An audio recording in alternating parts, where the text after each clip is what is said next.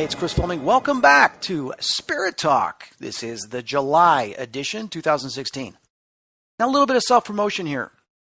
I've got a couple websites I want to share with you. If you go to ChristopherFleming.com, that's 1M, you can follow up on any of the appearances and lectures that I'll be doing this fall. I usually travel around September and October, speaking at some colleges, universities, as well as some appearances at some paranormal conventions. If you're looking to buy any ghost hunting equipment, I've got a store that I own and operate since 2006. I also carry collectibles on there as well. It's called GhostOutlet.com. That's GhostOutlet.com. It's a great resource for whatever type of collectible or ghost equipment that you're looking for. Now, if you've been a fan of Spirit Talk for a long time, you're well aware of the archive that we have available going back to our first Spirit Talk back in 2006. We've been doing this for about 10 years. You can go on iTunes to download any of our previous episodes or to planetparanormal.com and click on Spirit Talk and it will take you to our podcast inventory. Now, I've been receiving, ironically, some emails about Dead Famous, a show I did many years ago. And it still just surprises me how people are still watching this show. And I don't know if it's airing in other countries or not. But I've been asked if we're doing any more episodes, anything like that. No, we haven't done the show since 2006. That's 10 years ago. But I do want to share with you, for those of you that are fans of the show, is many years ago I did a podcast, a Dead Famous podcast, where I played certain episodes and I did commentary on it, behind the scenes stuff. So if you are interested, go to planetparanormal.com. Look in the menu bar under Archive, and there are the Dead Famous podcasts. I think I did about a dozen of them. Feel free to download or listen to them, and let me know what you think. There's a comment section for each podcast, as well as for Spirit Talk. Okay, enough of this shameless plug. The following is pre-recorded, and please note, there are some slight defects when Dustin Pari is talking due to a connection issue. Thank you for your understanding and any inconvenience. Our guest this month has been involved in paranormal research for over 20 years and has traveled around the world. Now, he's a motivational speaker and a Christian lecturer, presenting from small-town libraries to large state universities across the country. Now, you all know him as a cast member on Ghost Hunters International, as well as a current member on the original series Ghost Hunters, which returns with all new episodes this August 3rd on Sci-Fi Network. Please welcome to the show my good friend, Dustin Pari. Hey, Dustin. Hey, Chris, how you been, buddy? Good, how are you? I'm very well, man, very well.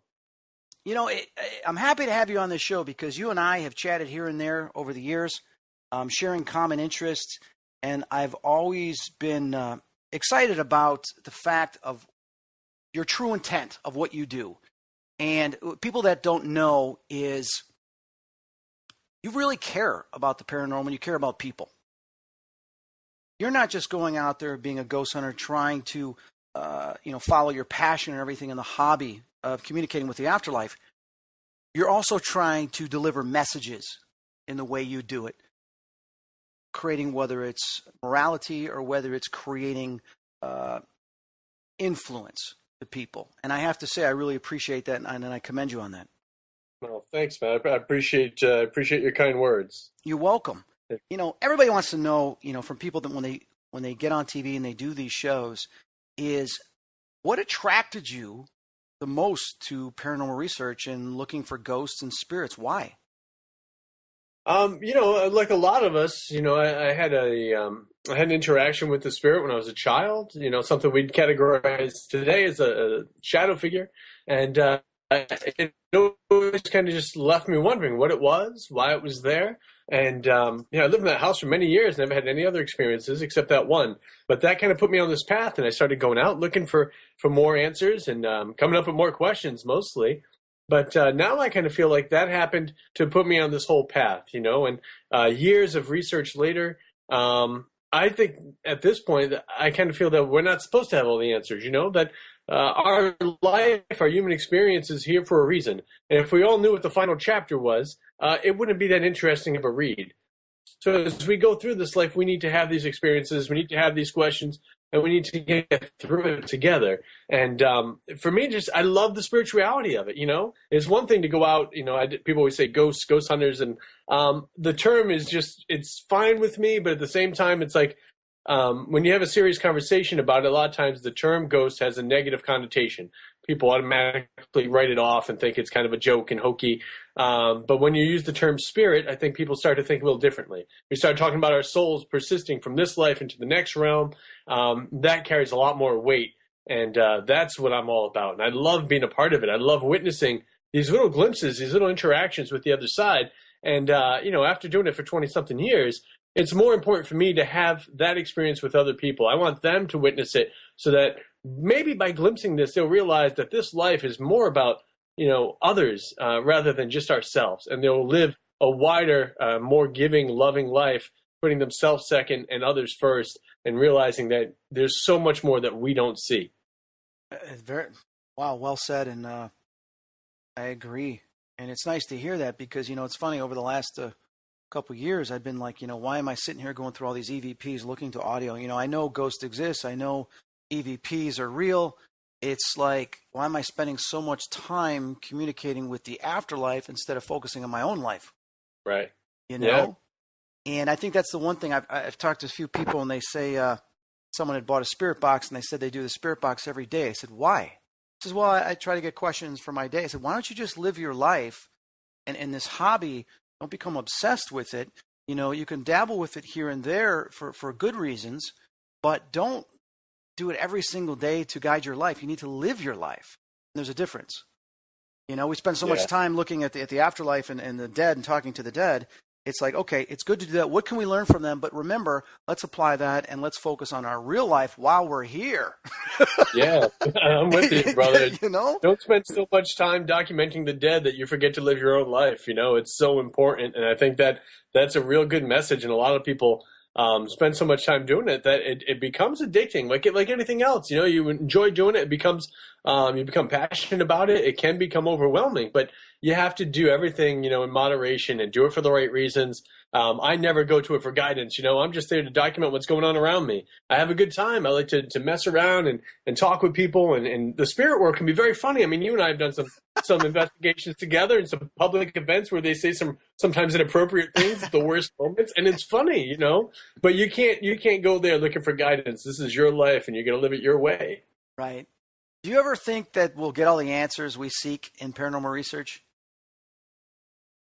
I don't know, man. It depends what we're looking for, I guess. For me, I always just want to know what that shadow figure was and why that started. And after all these years, I've probably encountered the shadow figures another 5, maybe 6 times, if I really sit and think about it.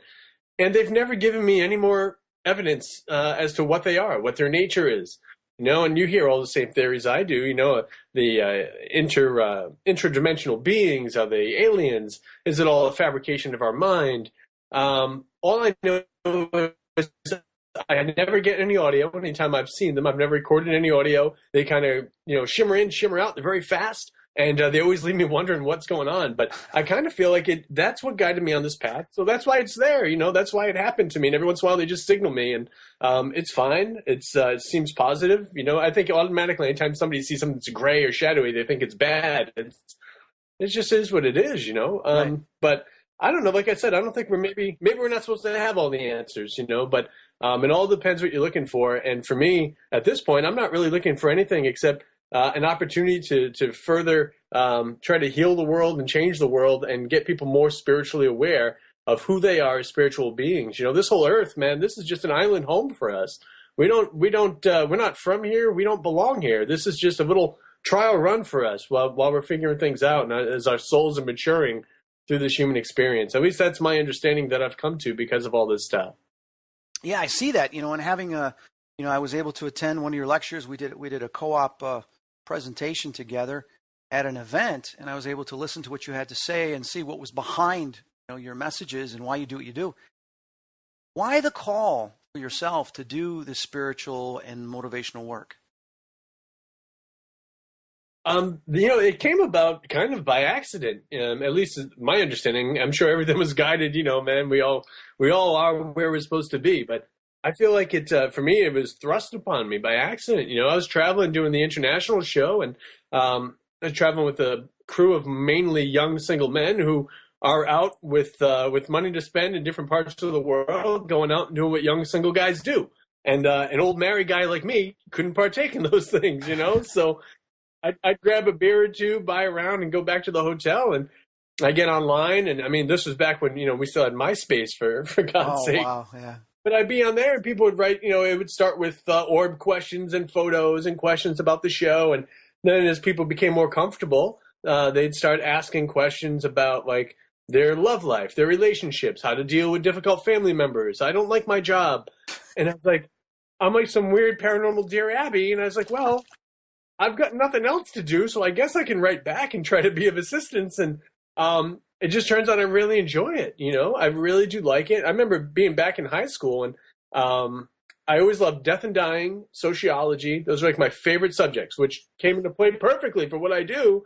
And I thought maybe I'd be a psychologist or something, but I never pursued it. And it turns out I'm kind of a psychologist now, I guess. Right. But I love it. I love the interaction. I love meeting people. I love hearing their stories. And I think that right now we live in a time where a lot of us don't listen to what other people have to say, and they become very shut out. The world's so fast paced and everything is so tech heavy.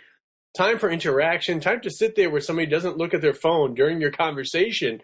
Those moments are rare and few and far between, and we need to have more of those. We're going to unplug and really just plug into each other. And I think that's what we need a little bit more of. Yeah, it's funny, like over the weekend is, you look anywhere, you see people all on their phones, they're looking at their phones, they're not paying attention where they're going, not paying attention to what they're doing. And if I'm around any of my friends and I feel like, hey, our time is important, when you get to spend time with friends, you get to do stuff. And if someone's looking at phones too long, I'll say something. I said, yo, focus, I must admit a couple of years ago, I was doing the same thing. And a friend of mine kept taking my phone away and saying, what are you doing?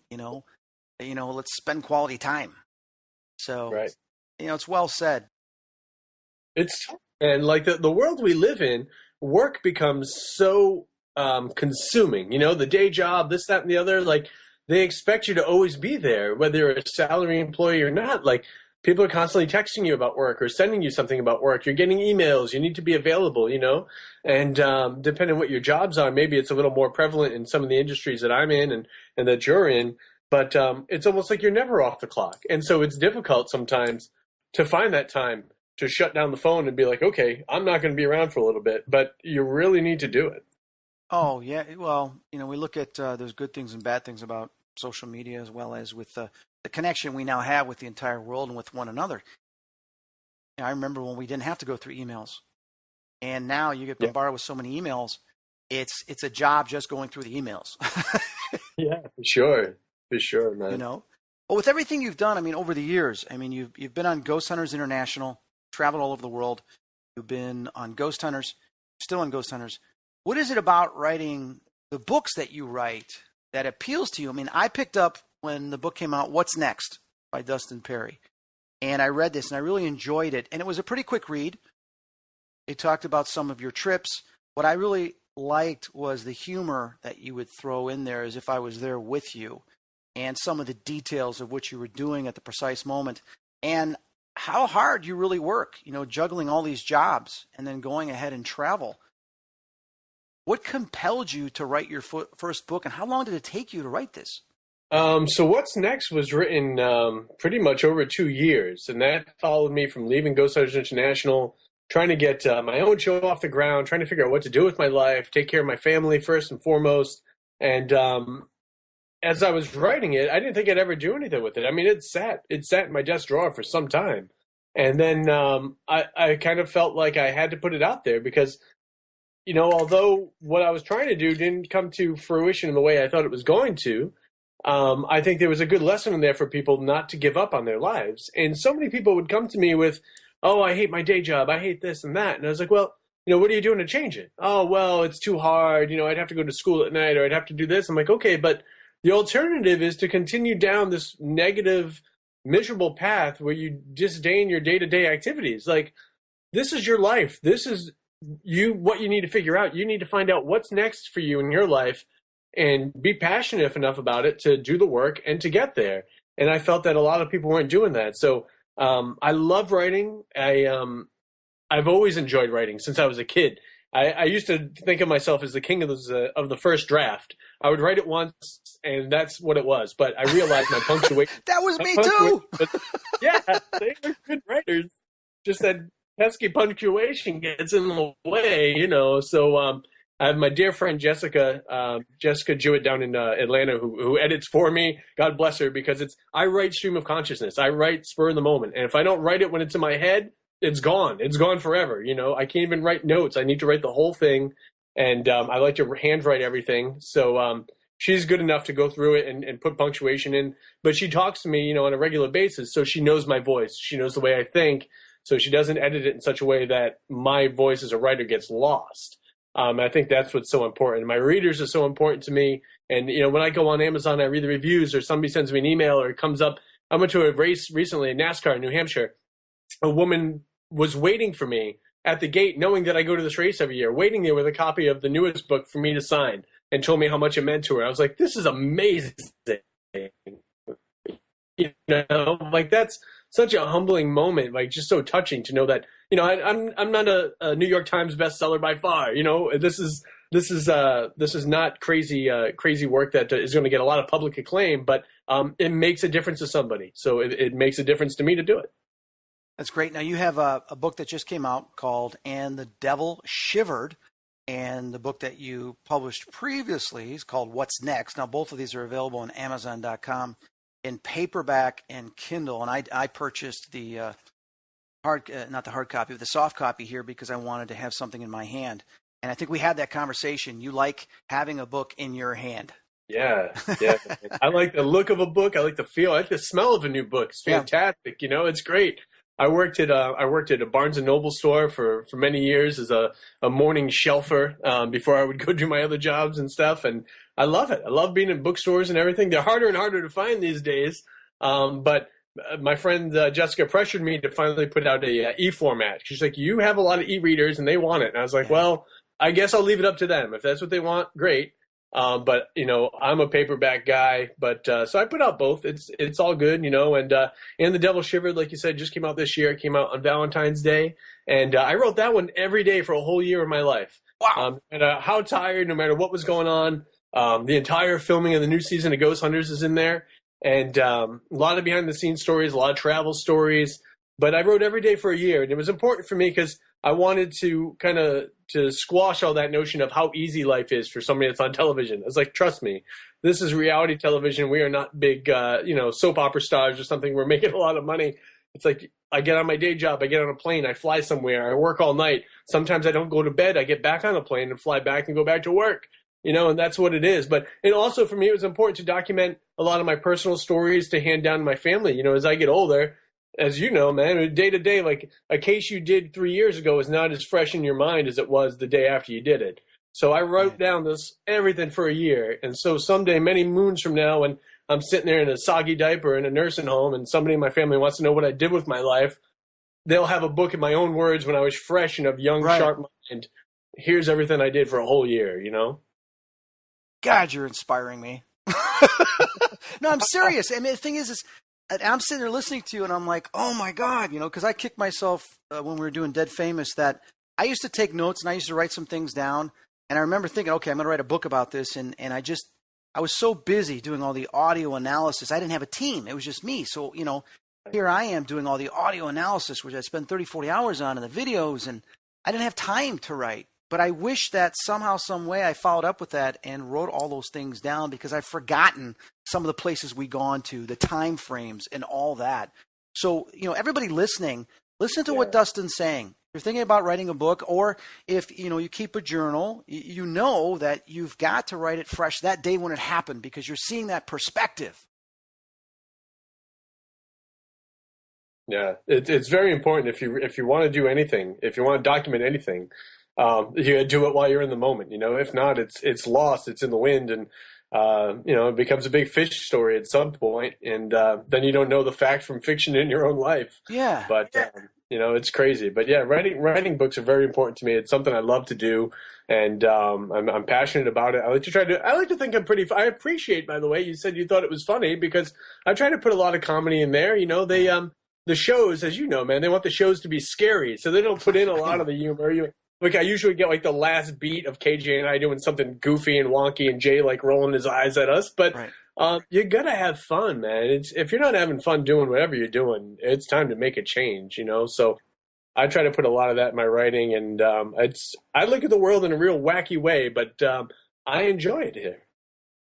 Taking a look at the two books that you wrote, for people that obviously the fans that watch you are going to want to get the books, are going to read a part of your life and what it's like to go through. But for people that are not as familiar, pick some things from the books. Why should they pick up your book and read your book? What is it about your book that can attract them to it? I think, if you're looking for motivation to move along in your own life, if you feel like you're in a stagnant place, I think there's a lot in what's next that shows you that defeat's going to happen. That I use the analogy in there about, monkeys in a jungle, and you can't reach that next vine until you let go of the one that you're on.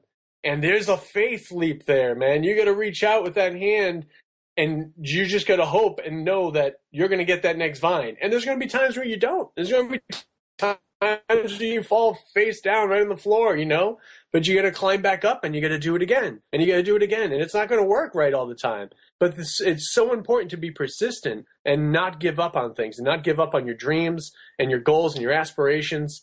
And that's really is, the core message. And what's next is, if you want something different in your life, you're going to struggle. You're going to feel pain, but through that pain, you become stronger. So the next task that's coming down the path that you can't even see yet, now that's not an insurmountable object anymore. Because of your training, because of the struggles you've already gone through, you'll be able to get, past that next hurdle and get further on down the road. As far as And the Devil Shivered, there's a lot in there. Actually, I was made to put an audio index in that book at the end. And I had this grand idea, but of course I couldn't make it come to fruition because it'd be a lot of music rights and stuff. And I know you love music like I do, Chris. And I often will relate a scene to music, to lyrics that I know, to an old song. Sometimes it's juxtaposition. Something crazy is going on, and I get some weird happy song in my head and kind of keep me calm, So as I was writing In the Devil Shivered, I often would reference a song lyric or song title. And I was like, man, this would be cool, like in E format, if I could have a thing where you could click and listen to that bit of music while you're reading through this, But obviously with copyright you can't, but I did put a full audio index in there. So if somebody wants to pull it up on YouTube or whatever they use, they could do it while they're going through the book, But there's a lot of just our story, our human struggle. This isn't, this story in particular is my story, but I think there's a lot of things that we can all relate to as we go through this human experience, because regardless where we are, we all have our own specific tool set, Some of us are better at some things than others, but we all face the same struggles, the same loss, the same longing. And it's beautiful. It's beautiful that all of us get hurt, that all of us get scarred, that none of it goes as planned. Some days just are god-awful. But we need to realize that there's commonality, and there's beauty in that commonality, because within all that stuff, we're together and we're getting through this. And it's all in how you look at things. There's so much beauty and love and light out there if we just choose to look at it and not focus on the darkness. I worked for news for many years for CBS and Fox News, and it was always the same thing. Like, if it bleeds, it leads, all these gloom stories. And I was like, I just want to do like the happy, baby giraffe was born at the zoo today story, Right. And that's why news didn't work out for me. For very long, but I was there for a couple of years, But it got to me. It was starting to wear me down. I was like, I can't deal with all this gloom and doom. And I mentioned, I kind of feel like the devil just has a better publicist for this world, And there's a lot of great stuff that God does in our lives, in our world, and it's just not brought to the forefront because it doesn't make, a great lead story, unfortunately. Yeah, it's funny. Earlier today, I was just looking at, I tend to look at what's coming out, movies, TV shows, everything. I've been a big fan of movies, and I'm always looking to see what's coming out next. And everywhere I look, everything's based on a traumatic story or some type of evil influence. And it's scaring me because what was once entertaining is now taking precedent as a focus on it's got to have the devil, it's got to be evil, it's got to be someone doing something horrible to someone else. And I'm seeing how, in a way, it's becoming, unfortunately, glorified. Becoming glorified because it's becoming marketable. And when it's becoming marketable, that does get into our subconscious. That does get into someone's consciousness. And they feel that that's just normal. And I had a big conversation with someone yesterday regarding, all the things that's going around the world, the way people are treating one another, Black Lives Matter, White Lives Matter, and all these other things. And when we begin to see these videos of people hurting someone else or putting someone else down, even though we're trying to expose, look what this person did, in a way we're also sadly promoting it because we're giving attention to it. And in giving attention to it, we're allowing others that think that way, they see that part and say, hey, it's okay. Even though they're not realizing the full message of what the intention is, they're thinking that's okay. So now they have to somehow, some way be able to find a situation that's just like that so they can document it and put it on social media as well. Because now I just captured this. Oh my God, look what I got. Someone else is suffering. Yeah. It's like, what is wrong with this world? So the thing is what do we do? What do we do about it? We stay positive, we stay this, we stay that, but I'm trying to figure out ways, how do we overcome that? Because it's becoming overwhelming. And as we can see, it's affecting everybody quickly. Yeah, no, you're right, man. And as you know, too, there's a collective consciousness that's out there. And we're all a part of it. We all tap into this. And there's a lot of, the whole manifest destiny type thing where we start thinking negative things. Thoughts have weight. If the whole law of attraction, you think of positive and good things, they come to you. It doesn't mean you can just, think about winning the lottery every day and you're going to win the lottery, but you can change your life by just your mindset and being a positive person. And when we're collectively constantly promoting and, like you said, glorifying negative things, it's really causing, at least in my understanding, I feel like it's causing more negative things to happen because people are finding it more acceptable, even though the people are really trying to show it and say, this is so horrible. I mean, one of the last things I ever filmed when I worked in news, there was a tragic story with this young woman that was murdered. And I was the first person on scene. I was there before the police were there. I just happened to be out and it came over the police scanner and I was like not even a half mile from that street. So I pulled up and I saw everything. I stayed in my vehicle because, I don't want to disrupt the crime scene or anything, and waited. And the cops came. They taped everything off. And I didn't get out of my vehicle until they covered up this young woman's body and, moved her to the stretcher. And at that time I get out and I get the simple shot of them closing the back of the ambulance doors. And the next day, I get woken up by the news page vibrating on my headboard, coming to the news station right away. I was like, oh, something must be going on. I get in there and I get brought in the office and chastised for not capturing the video of, her body and this, that, and the other. And like, these other news stations got it. They got there after you. I said, well, yeah, I won't film stuff like that. And I was told I had no killer instinct. And at that point, I realized that a parting was coming, which is fine because, sometimes that needs to happen. And I just told the guy, I said, hey, man, you've got no moral compass, because that's not stuff that's newsworthy. That's not stuff that needs to be seen. That's somebody's child. That's somebody that people care about. And even if we're not showing your face and we're just showing a bloody limb, that sends a message. And that's not a message I'm going to be a part of. So that was the end of about 7 years of working in television news. Yeah, but you displayed your integrity, and dignified in what you said because you were speaking from the truth. Some people just don't get it. Now, we understand, of course, the news is the news, and the news has it's changed. It's like what's happening bad in the world, what's happening here and there. And sure, they'll have some nice stories, but it's far outweighed by what's now considered news, which is unfortunate. That may very well, be our downfall in the future. Who knows? And psychologists will be talking about this, that we have to change that and we can't go down this route anymore. But I want to change directions a little bit here. Talk a little bit about, the work you've done on Ghost Hunters International, that was on for quite a few years. You got to travel all over the world. I mean, how exciting was that?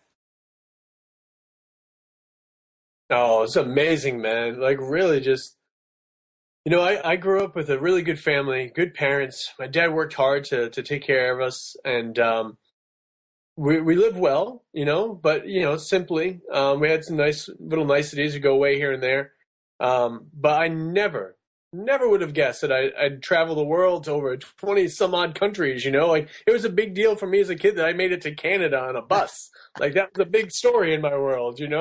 So to think I'd go all over Europe and Eastern Europe and travel down to Australia and man, it hit Asia and everything. Like I've been on 6 continents. That's crazy. And like I think about it, 20 something countries.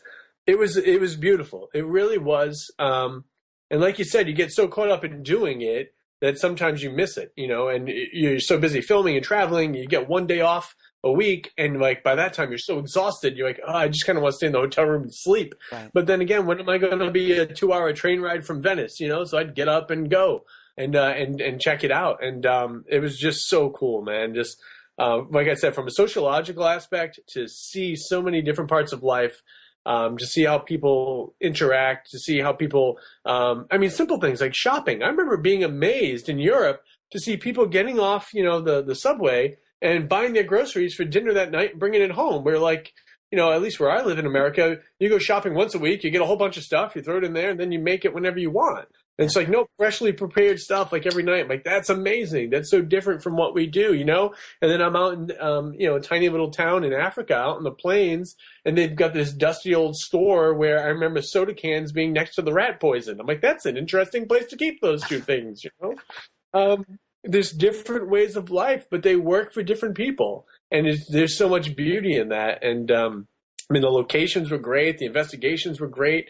And it's funny now because I became spoiled, It was like, I get to the point where it's like, oh, you guys are going to be staying in the haunted castle again. And like, after, 2-3 months on the road, I'm like, enough with the haunted castle. It doesn't have heat. It doesn't have TV. It doesn't have Wi-Fi. Like, do you have like a Motel 6 I could stay in? That would be great, It's crazy.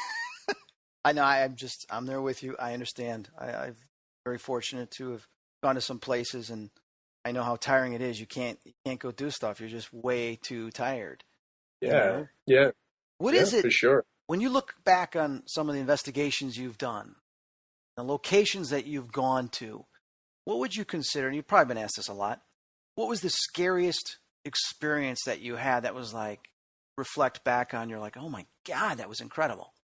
A lot of people, when they hear that question posed to me, they would think Lep Castle, because Lep Castle in Ireland is where I got knocked down to the ground. It was very traumatic. I saw that on TV I remember. Yeah, it was crazy. That's not stuff. In all the years I've done this, that's happened to me once. As you know, these events aren't something that happen every time you turn on your EVP recorder and ask questions. It was a one-time event, and it's weird to say, but like I'm thankful for it now because it changed my approach to the field. At the time I wasn't very respectful. I was a little more like headstrong, and I was in a different country, a different land, and I need to act appropriately, just like you would in a guest home, and it really changed the way I looked at things. But it wasn't terrifying to me. It was just shocking. The thing that actually frightened me the most was we were at Castle Huska, and this was an old castle. Is out. We literally rode in the woods for like 2 hours or so in the old Czech Republic, and this was at one time occupied by Nazi Germany. And I think a lot of people now, thanks to the History Channel, know that within the Nazi Germany powers, Hitler and his men had a very strong interest in the paranormal, and some of them are trying to find a spiritual edge to the war. And this was one of the places that they believed they were doing some of this research. And when you're driving out there in these dark woods, it's very foreboding, and it's you kind of get an eerie feel to it, And we were out there, and one of the things I like to do is go to the places that aren't on the tour, places where they said they've never had activity.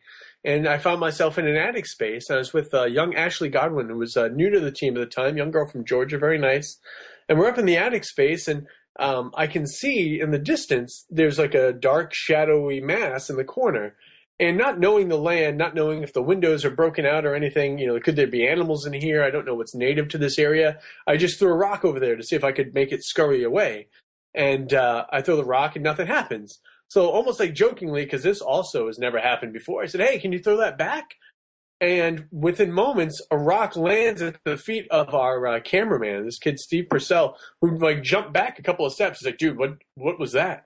And I was like, "Yeah, I don't know." I'm like, Ashley looks at me all freaked out. I was like, "Why don't you go downstairs and get Barry, and I'll stand here with this thing until he comes up." And Barry has done a lot of research with how different lights affect different entities and everything, and he was doing a lot with his theories about how UV light would affect darker spirits, things from a darker, shadowy figure. And so he comes up and he turns on the light, and he have the EVP recorder going and everything. And as he shines the light on it, it moves from the right side of the back of the attic space to the left. And as it does, it actually goes out through the window. Now, it doesn't break the glass or anything; that is intact. But interesting was that it actually interacted with the environment, because there was a tree there with all these birds that all of a sudden took off squawking into the night, and just not common, occurrence for that type of animal, like a regular bird that you'd be out during the day, to be so active nocturnally. And the timing of it is very eerie, And we went back, and on the EVP recorder, we had a very deep growl when Barry had turned the light on. You hear him click it on, and you hear this deep growl on the recorder. So it was crazy. And we prowled around up there. They didn't show it on the show. They kind of cut the scene after that. As we were prowling around up in the attic space, there was a crawl space, and we found an area where there was wax, old dried wax on the floor, and then there was soot marks on the top, and then we found all these different scrawlings. I'm not sure what language they were in, but all on the walls. So perhaps at some point somebody had done something up there, and maybe that's what was brought forth up there. But it was just very eerie. I've never had anything thrown back at me. I've never seen something that stood its ground that long or interact with the light like that. So. That was number one on the scary list for sure. Oh, that's a great story. I like how you tell it, because I feel like I was there witnessing that and having experienced things similar. I'll tell this story because you've worked with Grant before, Grant Wilson. We were at the Stanley Hotel a few years ago. We did one of the Darkness Radio events, and we were all done with the people that were coming through. We did like a back-to-back event. So we had like a night off, if I remember correctly. Grant, myself, his wife, I think Brett was there too, a couple other people. We went into, I think it's called the Coach House of the Stanley Hotel, and people weren't really allowed in there at the time. During the night, we were in there, they set up some cameras, and all of a sudden this figure comes out of the wall in the distance and stands there. And we're staring at this, a couple of us, and I know Grant saw it because he confirmed, I confirmed, and his wife confirmed. And we're looking at this. I go, "Do you see it?" He's like, "Yeah, I see it." We were so mesmerized by what we were seeing. Is this figure had like a bluish white glow to it, and it was a male figure, and he just stood there kind of looking at us, like allowing us to be aware of his presence. And then he just turned and went right back through the wall. We were dumbfounded. We were like, "Oh my God!" I mean, because we're used to getting responses through EVPs. We didn't have the spirit box back then. But we had the K2 meter responding. The ghost box had come out, so we were getting some responses on that, the Frank's box. But to see the manifestation like that, where it purposely showed itself for us, and we were together to witness that, that was an incredible experience that I had with, one of your team members. Grant's relayed that story to me before I heard that story. And that Stanley is a fascinating place, I actually watched a documentary once based on the geological makeup of the ground beneath the Stanley. And depending what theories people, think are more credible, if you're looking at stone tape theory and everything, there's limestone deposits under there. There's a large amount of quartz. There's underground waterways. There's all these things that, people believe give a heightened possibility to spirit activity. And they're all in that one place together. So it's very interesting. Last time I was there, actually, every time I've been there, and the last time I was there was a couple of years ago, there's a young girl's voice that always says hello to me. In the big, I don't know if it's a ballroom or whatever, over to the left-hand side as you go into the back, like toward the kitchen over there, always says hello to me. And just, it's very interesting. Children and women usually are the ones that interact with me the most from the other side. So it's always very cool. I love that place. It's very, very nice. Out of all the places that you've been to, besides the Stanley Hotel, what would you say is your favorite? Why? St. Augustine Lighthouse down in Florida, man. St. Augustine will always hold a special place for me.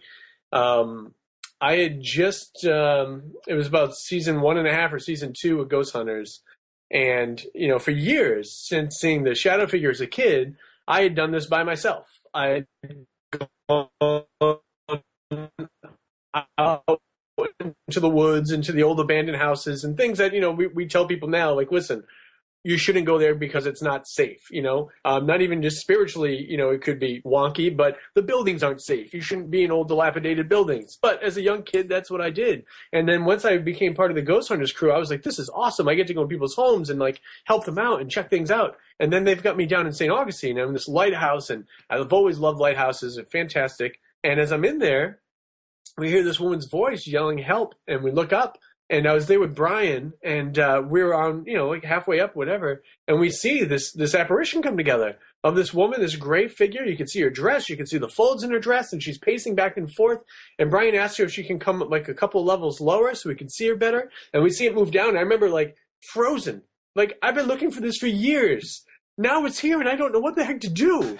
And I'm like, just trying to hold the handy cam straight, and my IR's dying, so all you see is like a gray blurb on the thing, and she turns into this ball of light and just goes right out the side of the place. And I've been back there countless times since, and I've got great EVPs, old Spanish dialect, intelligent conversation back and forth. Never seen her again. But that moment was such a realization for me that I wasn't crazy as a kid.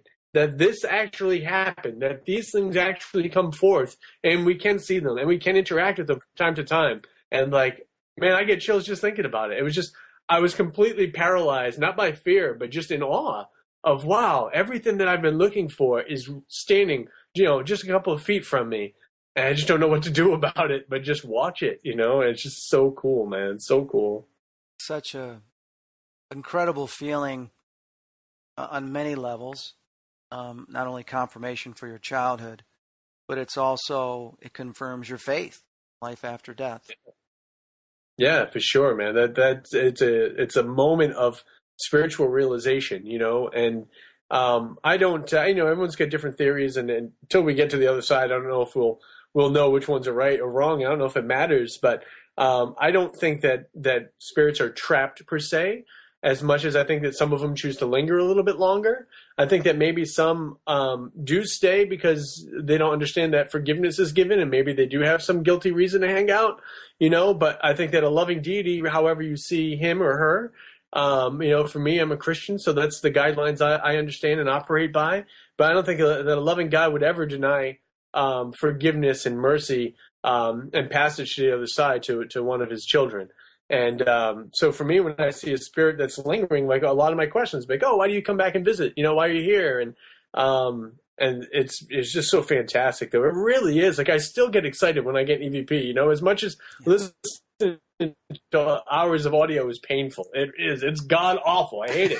But when you hear that little whisper, when you hear the answer, man, it's like, oh man, it's so worth it, and Right. it's fun because like my daughter listens to it with me and stuff, and like she gets involved and she gets excited, and it's so cool, and it's just so much fun, and it really is a great little hobby, it's just and I really think that by showing other people this, we get them to realize that there's more to life than what we see day to day. There's an whole unseen realm, and that to me is just so beautiful. I'm enjoying this life while I got it, and I love every day. I'm thankful every day. My days begin and end with prayer, and there's a lot seeded in throughout the day.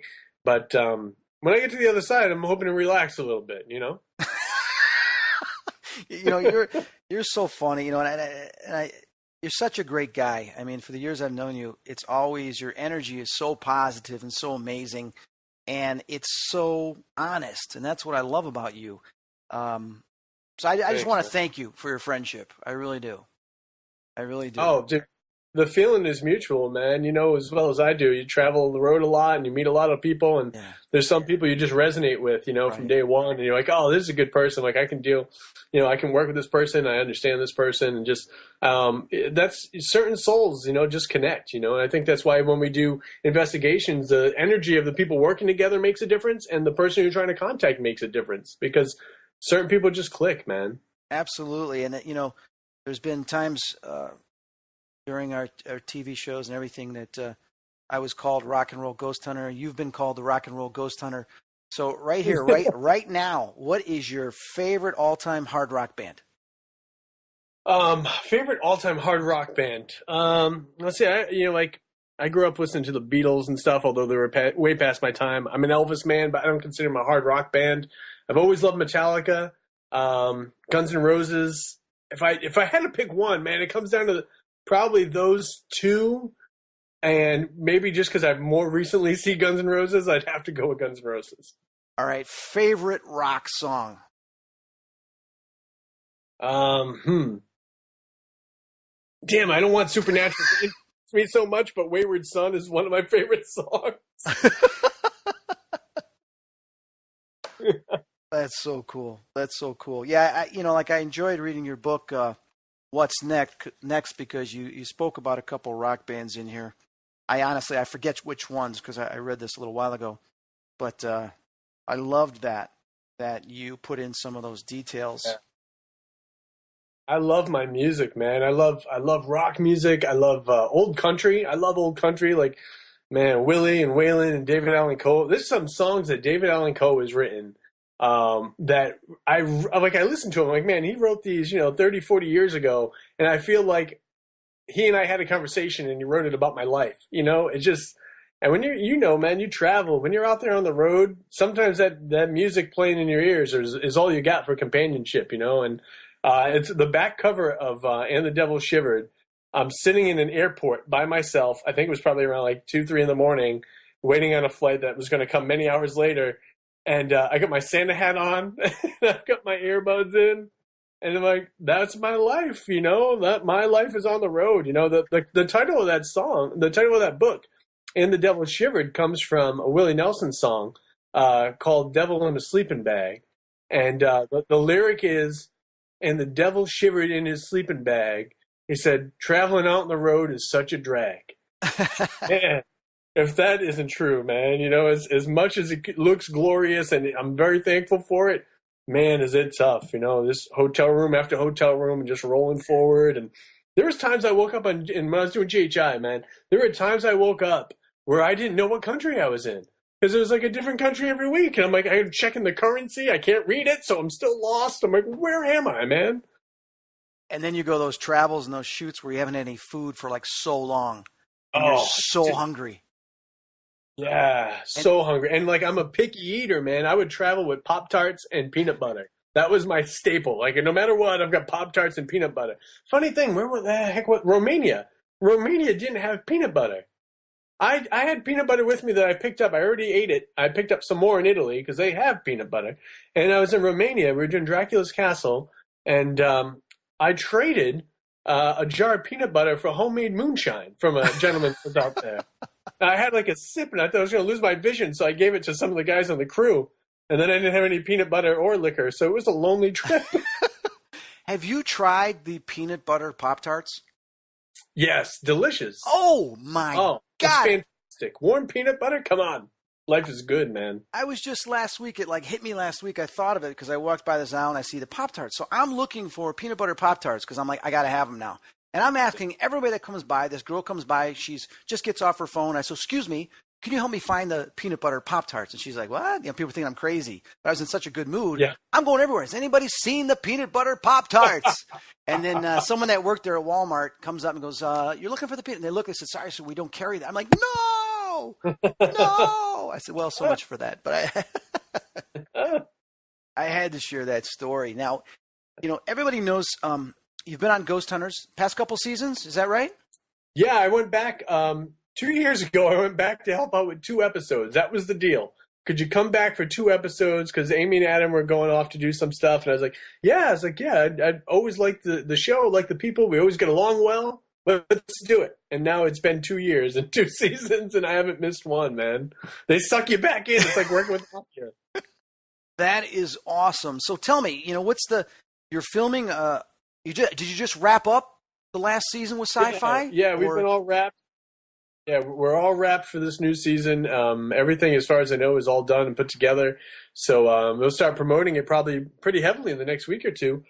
And then August 3rd, we're back on, man. So ready for the fall, ready for the Halloween season, and a lot of good cases, a lot of good times. And I mean, there were some times I remember laughing so hard with KJ that we just had to stop. Like, there's one time, man, we were in this little hallway in this old theater in Connecticut, and he walks like 10 feet from me, and he crouches down. He's like, "Can you see me here?" I'm like, "Yeah, man, I can see you. You know, there's like ambient light and everything." He's like, "What if I was transparent?" It was like 2, 3 in the morning. I hadn't eaten. I just lost it. I couldn't stop laughing. Like, dude, if you were transparent, you could be right here. I couldn't see you. Like, that's the definition of transparent. And then, like, our cameraman kept laughing, and, like, we just completely screwed up. Like, I don't think we filmed right for about a half hour, but we had fun. And I could see the ghosts that are in that same corridor looking at you going, what? Wait a minute, we're transparent. What are they talking about them being transparent? We're the ones that are transparent. What's wrong with these guys? Oh, man. But you can have fun while you do this stuff, or just you'll burn out real quick. Oh, absolutely, and you have to. And humor is a big part. It's fun, you know. You got a team atmosphere. So, I mean, is there any word you can share with us? What's going to happen after the season? I mean, you know, we all know that on the news that there was a disagreement, or there was a unagreement, whatever you want to call it, with Sci-Fi. So, Ghost Hunters will not be returning to Sci-Fi. So, is it still up in the air? What's going to go on with another season or the show? I'm the and this isn't said to be self-deprecating. I'm the last person that knows anything, and I'm the last person whose opinion they ever ask for anything. Which is fine, you know. Like, I work the day jobs, I work the weekends, I work all over the place. If you want me to come out and film, I'll come out and film, you know, whatever. But yeah, I talked with Jay about it, and you know, he said there's parting of ways. I was like, all right, man. I was like, well, you know, if you guys decided to do this somewhere else, you hook it up. Let me know. And I know they are talking to a couple of different things, different networks and places to do more of the show. So if so, man, if they want me back and we can make it work with my work schedule, I'm game. I have a great time doing it. I think, and you know, I truly believe that it will probably continue on in some fashion. It's still very viable. Oh, of course. You know, I don't really know what the inner workings or conversations were with Sci-Fi. Like I said, I'm such a part-time player, even though I'm there all the time. I don't know what goes on, but yeah, I put a little blog up about it on my website just in case anybody wants to read it. But yeah, man, whatever comes down the path, I just go where I'm guided, go where I'm needed, and have a good time. So we'll see. I don't know what the future is, but August 3rd, we still got 13 new episodes that'll be on. So 13, okay, good. Well said and well covered, by the way. Thank you very much. So you've got your book, the first one, which is called What's Next, and your book that just came out, And the Devil Shivered. Are you going to be writing any other books after that? We got 2 more right now, man. Yeah, 2 at a time. I decided we'd make it like Noah's Ark and see what we can do here. But I lose focus a lot. I don't have ADD, or I just don't sit still long enough to be diagnosed. But it seems that one project wasn't enough. So at night when I come home from work, after I hang out with the family and everyone goes to bed, I sit up here in my office and I put some candles on and some music, and I just write, you know. And so I've got 2 projects right now. One I'm really excited about. I'm a little leery of it because it's a retrospective. I've got writings in there from when I was in high school, like social commentaries, early blogs, a little bit of poetry when I thought I was a little bit of a poet, right up through. And this is really cool, man. I found all my old travel logs that I wrote while filming GHI. Wow. So there's a story pretty much for every country that I've been in. And so I went through and I tried to make some just light edits, put in some punctuation so Jessica doesn't kill me when she looks through it. And my only concerns are some of these stories are a bit risque. But I think it shows my growth as a human. It shows my growth as a man. It shows my growth as a writer. So, you know, there might be some disclaimers out with this book, but I think that the people that aren't looking to be negative and hypercritical will find a lot to enjoy about it and a lot to laugh about with it. You know, there's stories in there, like, you know, and people are like, oh, well, you're a Christian. Okay, well, there's a story about going to a strip club.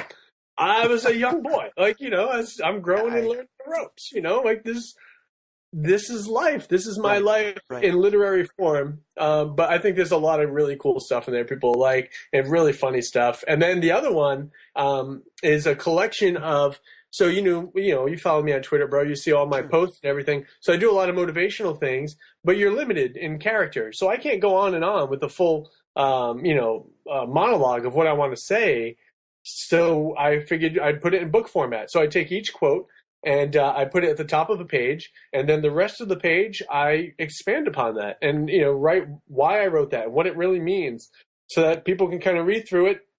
There's no continuing story. You can read a couple of pages. You can read one page a day, whatever you want, and find a little motivation, and maybe something will come to you on that day that you need a little help, and maybe it'll work out.